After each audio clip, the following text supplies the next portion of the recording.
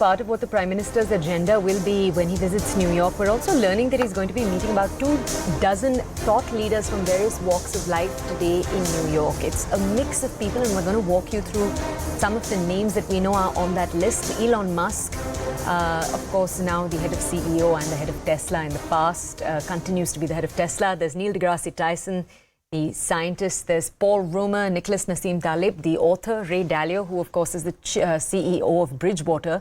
There are a few other names on this list. I'll wait for my colleague Pallavi to join us. Pallavi, could you bring us more details? I know there are more names on the list. Could you tell us more about each of these leaders' contexts? Well, just to capture, it's an interesting mix because I think the underlying principle under all of this, as we've already pointed out, and what is coming in from the government sources is that he's going to meet people from different walks of life. They are entrepreneurs, they are influencers, and the entire purpose of this is to have some kind of exchange and synergy, and that we work together. Elon Musk, you've already pointed out, Twitter, Tesla, of course. Recently, Tesla and India had trade ties which took place. We have Palu Shah. She's very interesting because she really sang a song recently on the benefits of millet, and she comes in from Gujarat, Indian origin. She's also going to be meeting up with the Prime Minister. Then you, of course, have the economists. You have strategists. For example, you have Roma, who's a very well-known economist. And basically people from different walks of life, actors. The whole idea behind meeting these kind of influencers of people from different walks of life when the Prime Minister is going to be... Okay, I think we've actually lost that connection with my colleague Pallavi. Until we're able to re-establish that connection, we'll continue to stay on this story with this meeting taking place in just a little while from now. Now, my colleague Zaka, as we told you a little while ago, is on the ground in the United States. He's in New York right now. Let's take a look at the details he brought us. So it's a big week clearly for Indian diplomacy. Prime Minister Narendra Modi is undertaking his first ever state visit to the United States in his 9 years as Prime Minister. Remember, he's been here 6 times in the last 9 years ever since he assumed Prime Ministership. But this is the first time that he will be the recipient of all the pomp and ceremony and the grandeur of a state visit. There's going to be the state banquet that's going to be hosted at the White House. That's going to happen on Thursday. But before that, first he comes here to New York City, to the Big Apple.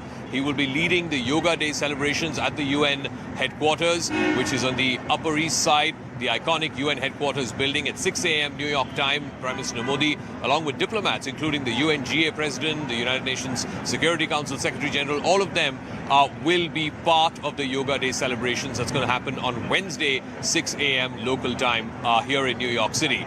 Also, a whole bunch of substantive deals, particularly in defense technology, are going to be signed. The big one, of course, being the GE jet engine deal for the 414 GE jet engines, which are going to be manufactured in India. There's going to be a great degree of technology transfer as well as part of that deal. We're given to understand that by value, close to 80% of value of the jet engine will be transferred, and the technical know-how will be transferred to the Indian counterparts. Also, the other big deal in the defense realm, which is expected, happens to be the Predator armed drone deal. Now, remember, the Predator drones are something that the US has very successfully deployed in the heartlands of Afghanistan against the Taliban, also operating on the terrorists who are operating from Pakistan. So it's been a very successful defense component of the US military relationship. They've been using this since the late 2000s, and for the very first time, they are extending this technology to India.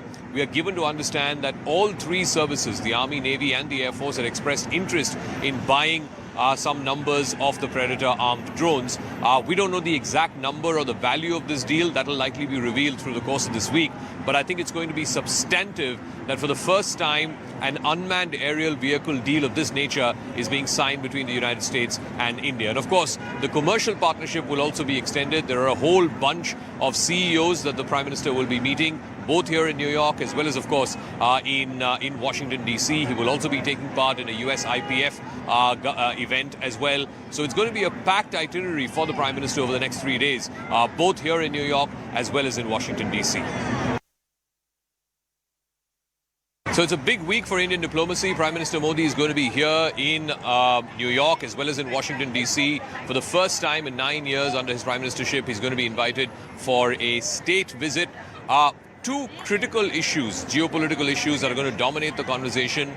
One, of course, the ongoing Russia-Ukraine war. Remember, the Ukrainian president has also reached out to India to play some kind of a mediator role to try and use its leverage, use its influence with President Putin in Russia to try and broker some kind of a ceasefire. That is definitely going to be a topic of conversation when Prime Minister Modi and US President Biden meet. And they will be meeting over multiple occasions through the course of this week. There is a private dinner that's going to happen Wednesday night. And then, of course, on Thursday night, there is the state banquet as well. He will also get a chance to interact with Vice President Kamala Harris and Secretary of State Antony Blinken. That's going to be over a working lunch on Friday.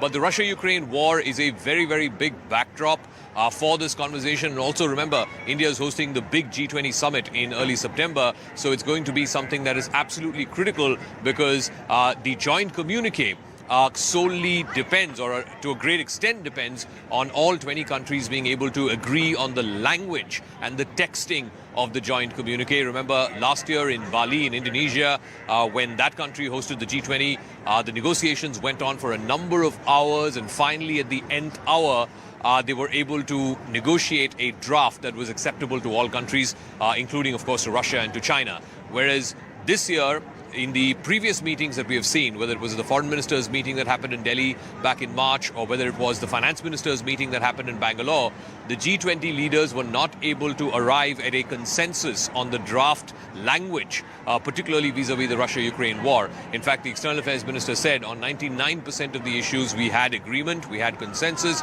There was one issue which we could not, and that, of course, was the Russia-Ukraine war.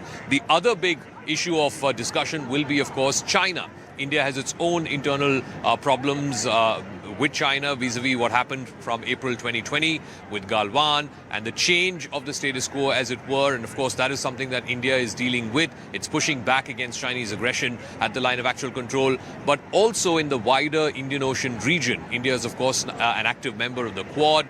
We recently had the Quad leaders meeting that happened on the sidelines of the G7 in Hiroshima. But how can the Quad be more actualized in terms of preparedness for any kind of a military confrontation? Not necessarily between these four countries and China, but, for example, on Taiwan, where for China, they consider it a core interest of theirs. But at the same time, the rhetoric has been raised to such a high level by the Chinese that it seems like, and this is the perception amongst geopolitical experts and geostrategy experts, that it might be difficult for Xi Jinping not to be seen as taking some kind of a proactive, maybe even a military measure to try and reunify Taiwan. And he'll have to do that before the end of his current tenure. So all of this will form the backdrop, geopolitical backdrop certainly, when conversations happen between US President Joe Biden and Prime Minister Modi during the course of this diplomatic visit. Now, one big area of cooperation that has emerged in recent times between India and the United States is in critical emerging technologies. You saw how a few months ago, Jake Sullivan, the US NSA, had come to India and they had agreed upon something called ISET, the Agreement on Critical Emerging Technologies. Sullivan was there last week as well, firming up a big deal under ISET to be announced when the Prime Minister is going to be here this week in New York as well as Washington, D.C. Now, why this has emerged as such a critical area of cooperation is because ever since COVID happened and the world started realizing two factors. One, how much it was dependent on China for its supply chains, particularly when it comes to high-end electronics, smartphones, so on and so forth. And two, that more than 90% of the world's semiconductors were being manufactured by one company, the TSMC, the Taiwan Semiconductor Manufacturing Company. And because of the elevated level of rhetoric, including sometimes military rhetoric that we were seeing from China as far as the Taiwan issue is concerned, suddenly it came to the fore in the last few years that if there were to be some kind of a military confrontation between China and Taiwan, and the United States will have to inevitably get involved, then one area that is going to be very badly affected, or at least has the risk of being badly affected, is that of semiconductors. So India, among other countries, has sensed this opportunity to try and diversify the manufacture of semiconductors. So we're given to understand a big deal is on the anvil as far as manufacture of semiconductors is concerned. It is, of course, in the interest of the United States as well as big European countries, even countries like Japan and South Korea, which are big electronics manufacturers, to try and reduce their dependence on Taiwan for semiconductors, both from a technology point of view and also, of course, from an import-export point of view. So clearly, this is going to be one of the critical areas of cooperation between India and the